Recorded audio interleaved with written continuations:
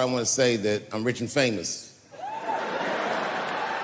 And the only reason I say that is because the last 17 months were hell, and I cannot imagine what everybody went through. But I'm happy to see you, and I'm happy you're well, and I hope everyone you love is okay.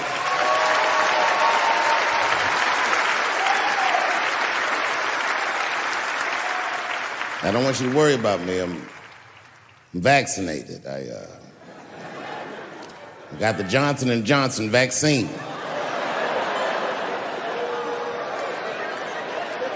I gotta admit, that's probably the most niggerish decision I've made in a long time. I walk in the doctor like, give me the third best option. I'll have what the homeless people are having.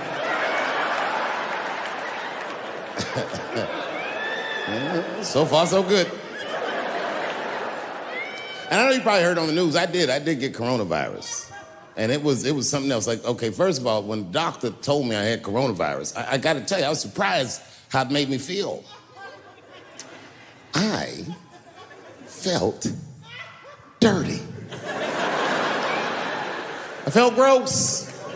Because I had been walking around Texas, just touching doorknobs and shit, hands all moist, tipping niggas with cash. Here, take this to your family. I must have killed thousands of people just trying to get tonight's show together. So I hope you appreciate it, because a lot of niggas died for me to get this one off.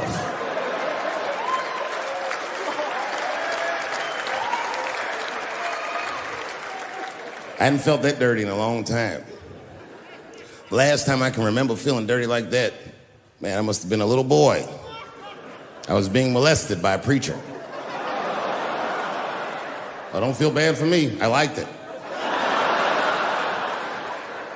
I used to get a kick out of coming in that fella's face.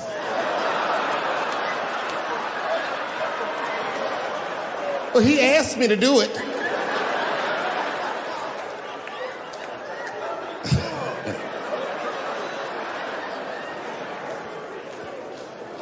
They make you quarantine. I had to quarantine for 10 days at least. They said, you're gonna have to stay in the room. I didn't go nowhere. And it started making me nuts, because I would just sit in the room and watch videos all day. Now, you know what I was watching?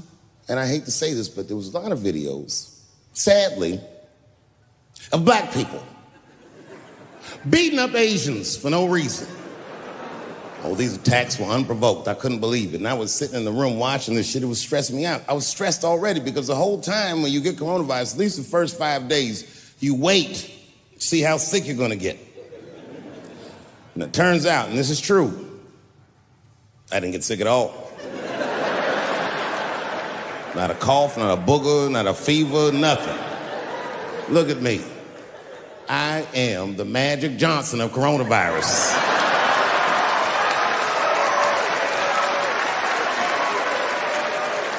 I just sat in the crib and got strong all week. But I was stressed because I kept watching these videos of my beloved black people beating up my beloved Asian people and being so cruel. And the whole time I watched those videos, this is fucked up, but I couldn't help but feel like when I saw these brothers beating these Asians up, it's probably what's happening inside of my body.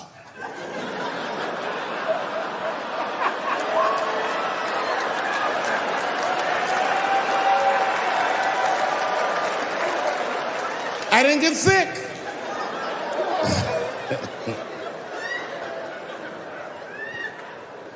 I also saw a lot of videos of UFOs. It's complicated. I was in a bar in Austin with my wife, and it was during COVID, and a woman came to our table, and she was maskless. And this bitch came over, no mask, all H words. Hi, how are you? Droplets was coming out of this bitch's face. We all covered our drinks. Oh, bitch, what are you doing?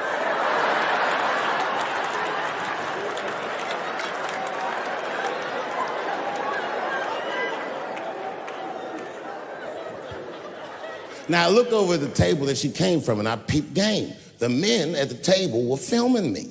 This happens when you're famous. People will come over and try to rattle your cage and get you to say something stupid or dumb so that their buddies can film it and they get a video of you embarrassing yourself. And clearly I said, this is what's happening. And these dumb motherfuckers thought that it was my first rodeo.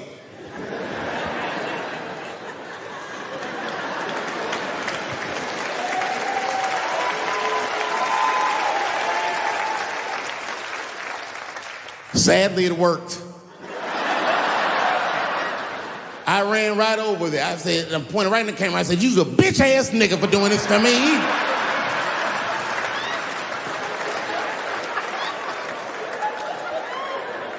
And the dude was shocked that I said it. He said, "Oh." And when he did like this, I seen all his fingernails was painted, and I realized, like, uh-oh.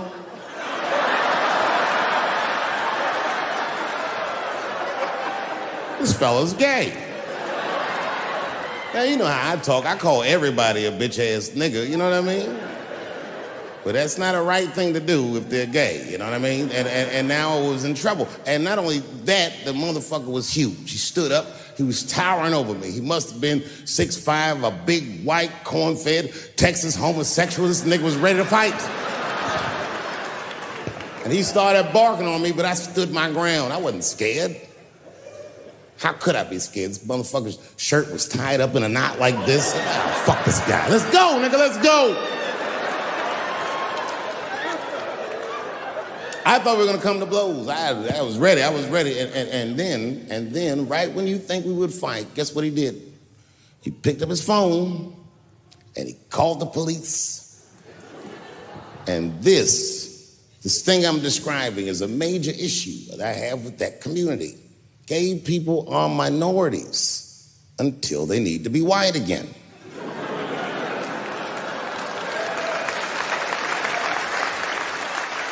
I'm being very brutally honest so we can solve this problem. I'm telling you right now, a black gay person would have never done that to me. Because a black gay person knows when the police shows up, they're not gonna care who called them. They don't show up like, "Which one of you niggers is Clifford?"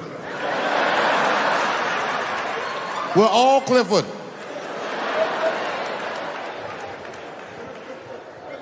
This happens far too often. Another time, about 6 years ago, there was a lesbian woman that tried to sell a story about me to TMZ. Thank goodness TMZ could see right through the sham of that story. This woman claimed that I beat her up in a nightclub because she was a lesbian. That is fucking crazy. Bitch, I didn't even know you was a woman.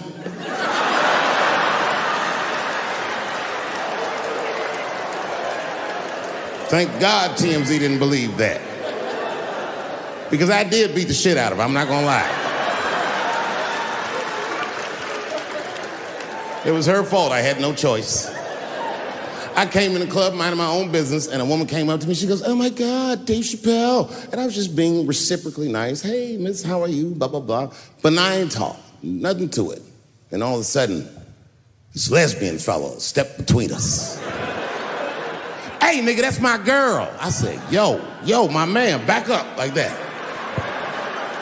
She said, "I ain't backing up off shit, nigga, that's my girl." I said, "Bro, you're gonna have to give me 3 feet like this." She said, "Stop calling me a man, motherfucker. I'm a woman." I said, "What?"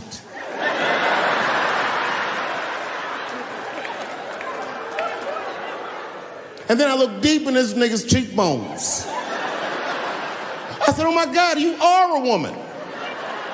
It was just too much for me to even wrap my mind around. But I tell you what, I unballed my fist immediately, and I softened my posture so that she would know she's in no danger. I even changed the tone of my voice. I said softly, sweetly, like a pimp might say. "Bitch, I'm about to slap the shit out of you."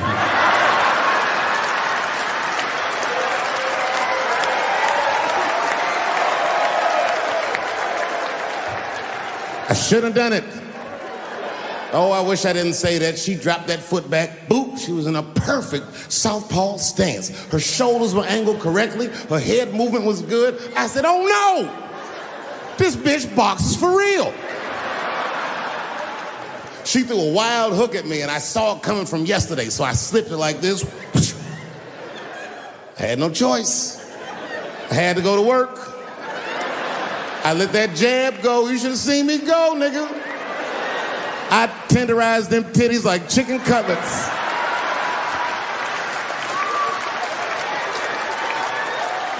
I whooped the toxic masculinity out of that bitch.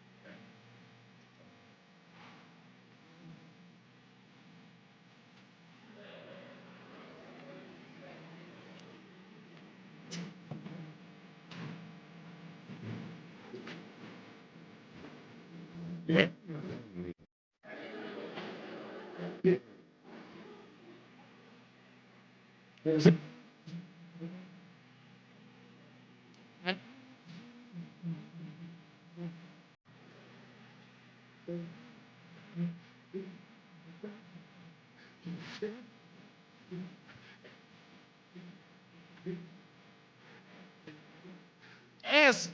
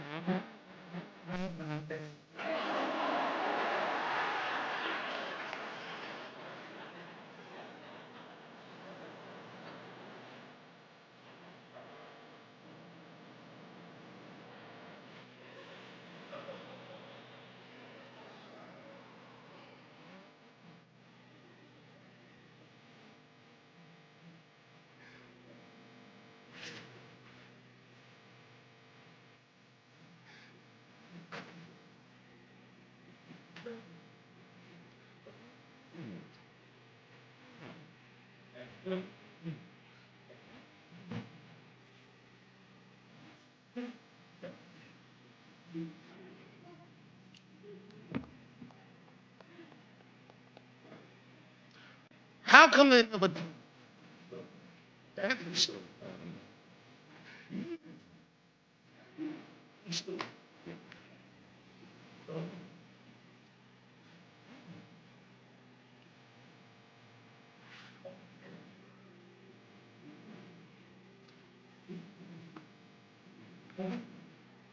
Right?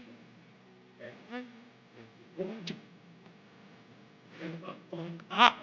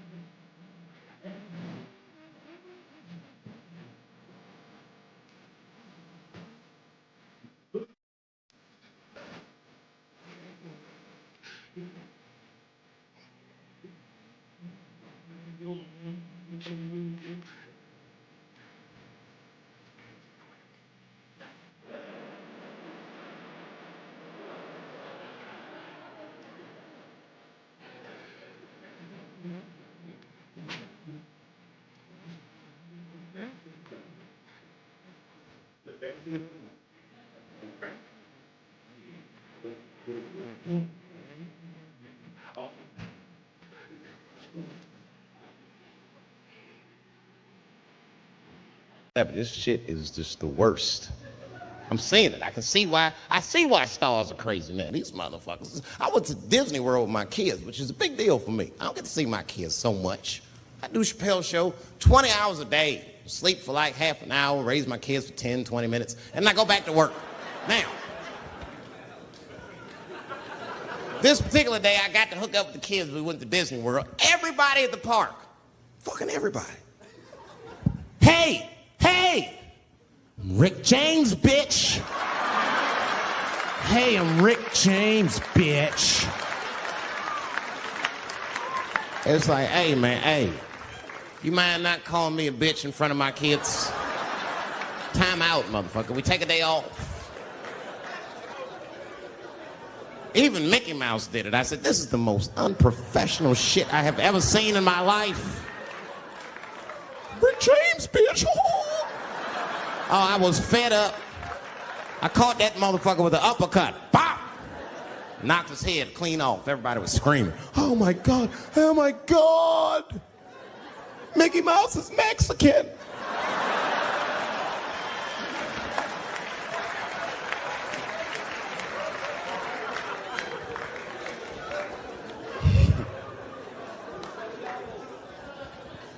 I had a terrible time in Disney World. Disney World is like a whole nother country anyway. They got their own currency. That shit is ridiculous. As soon as I check in the hotels, welcome to Disney World, Mr. Chappelle. Can we interest you in some Disney dollars? Nah, man, I'm cool. You can't buy weed and pussy with Disney dollars. Like, I'm on vacation. I like them greenbacks. I like them greenbacks. You know what I'm saying? It's the kind of money people spend. People is very particular about that. I saw that. That was one of the main stories from the war. Was the first big thing we did was they said, now that Iraq has been liberated, we have managed to take Saddam Hussein's face off of the money. And I'm not gonna lie, when that press conference came off, I was like choked up. I was actually proud to be an American because that is a very subtle psychological nuance of oppression to have a dictator on your money. And it's thoughtful to be able to take that motherfucker off for the goodwill of another person, right? But then I thought, well, if you could do that for Iraq, what about our money, man? Our money looked like baseball cards with slave owners on it. George Washington is the worst of the worst. Yes, I said it. You mythologize this motherfucker like he was the greatest dude, man. If I went back in time with a white person and we saw George Washington walking in front of our time machine, my white friend would probably be like, oh my God, Dave, look, there's George Washington. It's the father of this great nation. I'm gonna go shake his hand. I'd be on the other side like, run, nigga, George Washington. And we'd both be right. You like him because he wrote the Declaration of Independence and all that shit. We hold these truths to be self-evident. All men are created equal. Go get me a sandwich, nigger, or I'll kill you. Liberty, justice for all. Am I wrong? Am I wrong? Wait a minute, did he not own slaves? Didn't he own slaves? That's all I'm saying. I almost protested the war in the beginning. Almost. Until I saw what happened to them Dixie chicks. I said, fuck that. If they'll do that to 3 white women, they will tear my black ass to pieces. I don't want to hear that shit. Yeah, man, they would. But I'm like, for real, why you care so much what the Dixie chicks say? It's not like they political scientists or nothing. They just bitches that can sing good. You know what I mean? Stop worshiping celebrities so much. Just don't pay attention. I remember right around September 11th, Ja Rule was on MTV. That's what they said. They said, we got Ja Rule on the phone. Let's see what Ja's thoughts are on this tragedy. Who gives a fuck what Ja Rule thinks at a time like this, nigga? This is ridiculous. I don't want to dance. I'm scared to death. I want some answers that Ja Rule might not have right now. You think when bad shit happens to me, I'll be in the crib like, oh my God, this is terrible. Could somebody please find Ja Rule, get hold of this motherfucker so I can make sense of all this. Where is Ja? I need Ja Rule.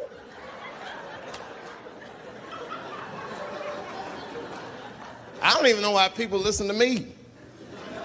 I'll say anything, nigga. I've done commercials for Coke and Pepsi. I don't give a fuck what comes out of my mouth. I just say what it takes. Whatever it takes, that's what I'm saying. If you want to know the truth, can't even taste the difference. Surprise! All I know was Pepsi paid me most recently, so tastes better. It's pretty much how the game goes. I'm just being real, man. There's too much goo-gagging over celebrities. People don't know what's fake and what's real anymore. That's why Bill Cosby and the whole world freaked out on him. For what? For having an opinion? Just because he was selling pudding pops for the last 40 years, people forget that he's a nigga from Philly in the projects, and he might say some real shit from time to time. It's not that big of a deal. I spoke at my old high school, and I told them kids straight up, if you guys are serious about making it out of this ghetto, you gotta focus, you gotta stop blaming white people for your problems, and you've gotta learn how to rap or play basketball or something, nigga. You're trapped. You are trapped. Either do that or sell crack. That's your only options. That's the only way I've ever seen it work. You better get to entertaining these white people, nigga. Get to dancing. Go on out there and be somebody.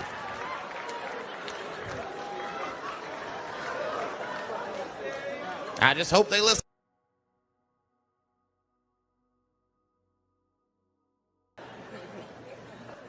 All our stars, man. R. Kelly pissed on his victim. I know, it was rough. But I mean, again, I can't even judge R. Kelly. First of all, we don't know if these allegations are true or not, and even if they are true, if you want to know how I feel about it honestly, if a man cannot pee on his fans, I don't want to be in show business anymore because, well, that's why I got in the game, baby. I got dreams too.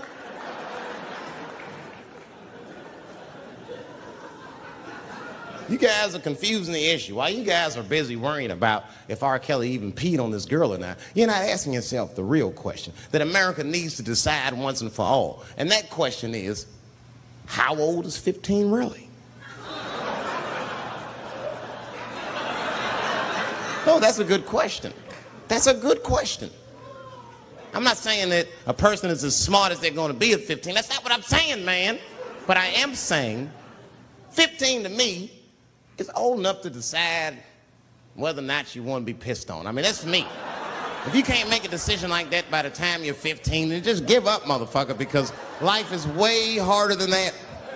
I make tougher decisions all the time. If you don't want to get pissed on, just get the fuck out of the way. It's not even a decision. If I start peeing on the front row, they're not going to have to calculate and think, oh, how do I feel about this? Am I okay with it? They just move. You can do that at 15. I could have. I've been 15. When I was 15, I was doing stand-up in nightclubs. I smoked reefer from time to time. Friends were selling crack. I was trying to finger fuck people. I knew what was happening around me to some degree. Getting pissed on was the least of my worries at 15. Trust me. But it keeps coming up. There's a lot of confusion around that age. Anytime 15 comes up, people freak out. Like when that girl, Elizabeth Smart, got kidnapped. Right? Remember in Utah last year, 15-year-old girl Elizabeth Smart was kidnapped, and then they finally found her, and the whole country was relieved. And I was the only one saying, damn, she wasn't that smart after all. Not because she got kidnapped. That could happen to anybody. I'm not knocking her for that. I'm just saying, if you kidnapped me when I was 15, you got to take me further than 8 miles away from my house, man. God damn. You can't hold me prisoner around shit I recognize. I'll break away. I'll break away. Fuck off me, nigga. That's my bus stop. I know where I'm at. I'm going home.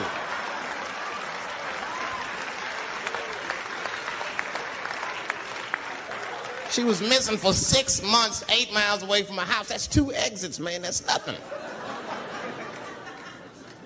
And while she was missing, during this half a year that this girl is missing, there's a 7-year-old black girl gets kidnapped in Philadelphia. Nobody knows her name. They might have talked about it 2 or 3 times on the news, but she should have been the top story because she chewed through the ropes and had both of these motherfuckers in jail in 45 minutes flat. 7 years old. I'm not making this up. These 2 crackheads kidnapped her and took her back to the crack house and tied her up. And then they left her. They're crackheads. They got to make moves. Crack, smoke, chocolate to eat. These motherfuckers made moves. They was out. But as soon as they left, this little girl got the nib on. She was kidnapped at 4 o'clock and at home watching herself on the news at 5:30. That shit is crazy. That's a news story. That is a news story. Now, meanwhile, in Utah, 15-year-old Elizabeth Smart's captors left her alone too. And they didn't even tie her up because they're hillbillies. They just bounced. Don't try to escape, bitch, or we'll kill you. Be right back. They leave. And she's 15 sitting in the house by herself. How am I gonna get out of this? Come on, Elizabeth, think. Think, Elizabeth, how am I gonna get out of here? Why don't you just open the fucking door and go outside? Have you thought about that? Do you have a quarter? Do you know your phone number? You're 15, bitch, run. Stop thinking and stop making moves. I know I sound mean, and I know what the people are thinking when I'm saying this. Dave, she is only 15. All right, but that's the discrepancy, because when you talk about a little girl like Elizabeth Smart, then the country feels like 15 is so young and so innocent. On the flip side, here comes 15 again. Now we talking about a 15-year-old black kid in Florida. This black kid accidentally killed his neighbor when he's practicing wrestling moves that he saw on TV. Now, was he a kid? No. They gave him life. They always try our 15-year-olds as adults. The snigger knew what he was doing. It's a goddamn pile driver. If this kid gets on the ropes, there's no stopping him. You'd have to send the Rock to arrest him. And they gave a 15-year-old boy life in jail. If you think that it's okay to give him life in jail, then it should be legal to pee on him. That's all I'm saying. You got to make up your mind across the board how old 15 actually is. That's all I'm saying. So I'm going to tell you right now, if somebody comes in here and puts a gun in my head and says, Chappelle, you got a choice to make. You're either going to jail for a month or we'll let you go, but you got to let R. Kelly pee on you. I'm not hesitating. Bring in R. Kelly and tell him to stay away from my ass. I'd rather get pissed on the outside than fucking the butt on the inside, son. I can't go to jail with some smooth Botox balls and think everything's gonna be all right. It's not that kind of place. Take my chance with that piss. Piss will wash off with a 10-minute shower, I'm certain of it. There's piss coming right out.